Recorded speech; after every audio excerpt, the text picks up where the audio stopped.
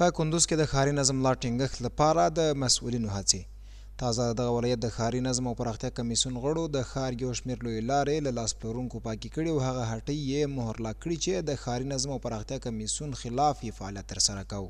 نن مو یو ځل بیا هم دغه توسعه کمیسیون ښار ته ووتلو، البته په مختلفو ساحو کې هغه دستفروشان چې بې نظمه ولاړو هغه هم ځای پر ځای کوو اصنافو کې، نو هغه ساحې چې پر ازدحامه وې نو هغو ته بعضو ته توسعه وشوه او ځینې نو هغه ځایونه چې ورته ټاکل سوي وو اصناف ورته ټاکل سوي وو په هغه اصنافو کې هم ځای په ځای کړل.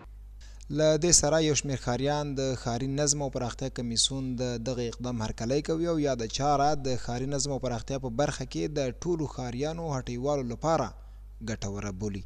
دا ښه کار، دا ډېر ښه اقدام دی. دا حاجي صاحب موږ ډېر خوشحاله یاستو چې دا ډېر ښه اقدام دی. باید دا د سر تا سره په کندوز کې باید دا کار وشي، دا پروسه روانه وي.